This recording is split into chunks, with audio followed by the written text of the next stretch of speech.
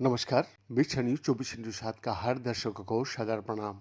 जोहर सलाम। दर्शक, एक धारणा समाज में है, वो है कि व्यक्तिगत परिवर्तन केवल युवाओं तक ही सीमित है, मगर एक नए शोध द्वारा चुनौती दी जा रही है। इस संदर्भ में दर्शक, युवा और वृद्ध हो दोनों ही वयस को नए सामाजिक भावनात्मक कौशल विकसित करने से सक्षम होता है, जिनमें तनाव को बेहतर ढंग से प्रबंधित करने और कठिन सामाजिक परिस्थितियों से निपटने के तरीका शामिल होता है। इस विषय में हिडेलबर्ग विश्वविद्यालय की प्रोफेसर डॉक्टर कॉर्नेलिया वंजर्स और मैनहाम विश्वविद्यालय की प्रोफेसर डॉक्टर कोरिना एलर राव के नेतृत्व में जर्मनी और स्विट्जरलैंड के शोधकर्ताओं को शामिल करते हुए किए गए एक अध्ययन में ये जांच किया गया कि विभिन्न आयु वर्ग के लोग एक संरचित व्यक्तित्व हस्तक्षेप पर कैसी प्रतिक्रिया देता है, और उस परिणामों से पता चलता है कि सामाजिक और भावनात्मक कौशल प्रशिक्षण जीवन पर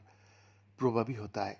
मनोविज्ञान में सामाजिक भावनात्मक क्षमताएं इस बात को संदर्भित करती है कि लोग अपनी भावनाओं को कैसे पहचानता है, व्यक्त करता है और नियंत्रित भी करता है, साथ ही दूसरे के साथ अपना संबंधों को कैसे निभाता भी है। ये क्षमताएं व्यक्तित्व के उन लक्षणों से गहराई से जुड़ी होती है जो व्यक्तित्व के सोचने, महसूस करने और रोजमर्रा की स्थितियों में व्यवहार करने की तरीका को आकार देता है। प्रोफेसर वर्जिस के अनुसार पहले के अध्ययनों से पता चला कि युवावस्था के बाद व्यक्तित्व विकास धीमा हो जाती है। हालांकि इस पैटर्न के पीछे ढेर सारे तंत्र अभी भी पूरी तरह से हम लोगों का पास खुल के सामने नहीं आई, और अधिकांश इंटरफियरेंस यानी हस्तक्षेप अनुसंधान युवा प्रतिभागियों पर केंद्रित रहा है। अक्सर जांच 18 से 30 वर्ष आयु की युवा वयस्कों पर केंद्रित होती है। इन विषयों को और गहराई से समझने के लिए अध्ययन में शामिल प्रतिभागियों ने तनाव और चुनौतीपूर्ण बातचीत से निपटने के लिए व्यवहारिक कौशल विकसित करते हेतु डिजाइन किए गए साप्ताहिक सत्र में भाग लिया। 8 सप्ताह का इस प्रत्यक्ष कार्यक्रम में कुल 165 व्यक्तियों ने भाग लिया, जिनमें मुख्य रूप से 20 से 29 वर्ष की आयु के युवा वयस्कों और 60 से 80 वर्ष की आयु के बुजुर्ग वयस्कों शामिल थे। हिडेलबर्ग, मैनहम, हैम्बर्ग और जूरिक स्विट्जरलैंड के शोधकर्ताओं ने समय के साथ होने वाली परिवर्तनों को ट्रैक करने के लिए कई तरीका का इस्तेमाल किया।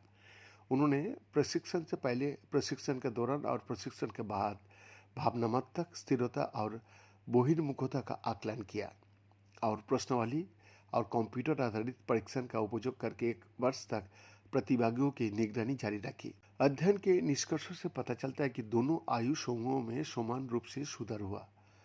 सामाजिक, भावनात्मक व्यवहार और व्यक्तित्व लक्षणों में परिवर्तन युवा और वृद्ध प्रतिभागियों के बीच लगभग एक समान थे। इस विषय प्रोफेसर वर्जस ने इसे एक आश्चर्यजनक और अप्रत्याशित परिणाम बताया, क्योंकि ऐसा प्रतीत होता है कि वृद्ध वयस्कों के लिए कुछ नया सीखना, जैसे कि कोई विदेशी भाषा या संगीत वाद्य यंत्र बजाना, अधिक कठिन होता है।